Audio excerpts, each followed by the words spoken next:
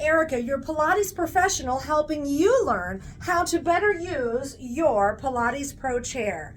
So, you've got a Pilates Pro Chair, you've been working out at home. We all have boo-boos. I'm 52 years old, I'm a little over a year post-lateral hip replacements. I've got 2 fake hips. I'm a retired dancer that kept dancing, and thank you God I'm back to dancing for the joy of moving thanks to Pilates. I want to show and teach you just how effective the Pilates Pro Chair is and why the footwork is so specific. You may or may not know this, but when we are in utero and we're developing, the very first nerve bundle, if you will, that the spine grows from, the extremities grow from, starts in our pelvic floor. And that's the reason why it's so foundational in everything that we do, really in any form of fitness. But in Pilates, we really learn how to control that for our wellness and the best function of our mobility. So let's talk about that. When we start off, I'm going to place my pedals into the single pedal position. When we typically start our series, we start with high arches, heels together. The heels together squeezing directly affects what's happening in the pelvic floor. Keeping the heels high is working in the arches, up through the arch, up through the legs, and directly into the spine. If you notice, your posture prior to your footwork series and then your posture after the footwork series, and if you've ever practiced on a reformer, we're basically right now I'm in a standing reformer, which is similar to when we're lying down in a regular reformer. You're going to notice that you unchink the chain, and that's the reason why. What we do in the feet and in the arches specifically goes into the spine. So you might have arms down, you might have hands here. If your unit has side handles and you're new, you may want to hold on there as well. But we want to keep the spine in alignment, ear, shoulder, and hips. From here, as I push down, I keep the heels high. And doing that is really working through the arch of the foot.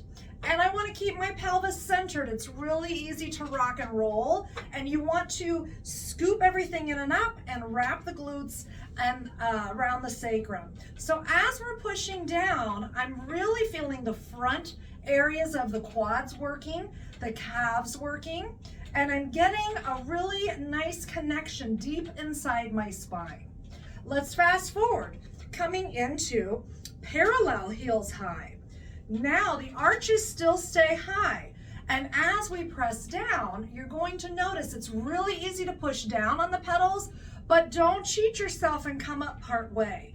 That's easier to control with the abdominals, but over time, I want you to find that full range of motion, keeping yourself centered on your pelvic floor, centered through the core of your body. And you should feel your calves really fatiguing, maybe your quads really fatiguing. We're working up through the leg into the spine. Then we come into our perched position, arches on the handles. From here, the toes curl forward, and as we're pushing through the arch, if we look at reflexology, all the organs and muscles, bones, tendons have a reflexive point in the hands, the feet, the ears, and even the eyes. There are people that it's called iridology that study that. So when we're pressing through the arch of the foot, we're stimulating a lot of the soft organs in the body, and we're also going up the middle area of our spine, through the center of the leg. So some of our leg work you'll feel working more in the front, and that's working up the front of the spine. Some of it you'll feel more in the side of the leg, working up the center of the spine, and other leg work you'll feel in the back, working through the back of the spine. And if you think of our spinal column and all the vertebrae that are stacked, we're physiologically getting into all those nerves, all of that slide and glide, all the muscle, bone, fascia, and tendons. So moving on, we come heels on the bar.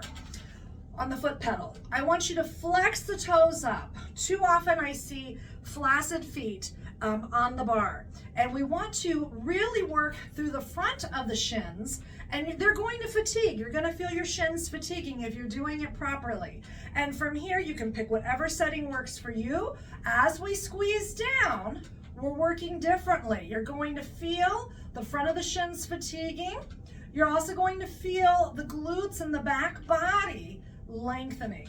And all of that is going to be stretching through the spine so that you get taller with each repetition. Nice. Now when we turn out the feet into what we call second position in dance, Pilates was a dancer first and foremost before he created his method. Now that we're in this external rotation, we're working differently and striating the muscles through the quad, through the legs, and I want to feel just as much emphasis on the way down as I release just as much emphasis on the way up. Pushing down is easier to work with gravity, but scooping and using our center helps us to lift the legs and the knees high. Nice. Very good. And when we get to bipedal motion, everything is the same, but it's harder to control. So you're going to take a press and a twist to separate your foot pedals. Let's start this with the arches on the bar. So from here, it's really easy to rock side to side, and notice that my spine is going willy-nilly. We don't want that. I want you to scoop in and up, wrap your glutes, stack your spine vertebra by vertebra, hips, shoulders, ears. From here, I want you to feel that if you think of your pelvis as like a big salad bowl, keep the bowl from tilting. We don't want to spill out the salad that we've created in our salad bowl.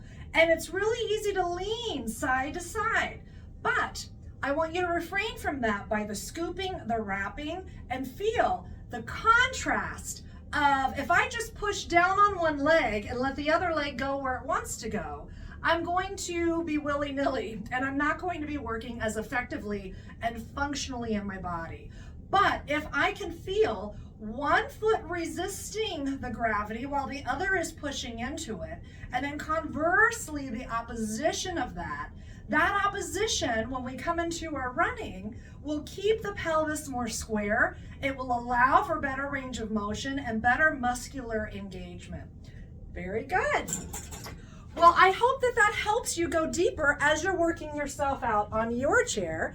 And if you'd like to have a professional take you through your workout, or you've already used your videos and you want some new content, feel free to reach out to me. I do work one-on-one with people virtually. I live in Ohio and Eastern Standard Time, and I hope that you enjoy the benefits of Pilates. It's been a wonderful godsend in my life, and it's been a wonderful fast track to get me back to moving joyfully in my body post bilateral hip replacements.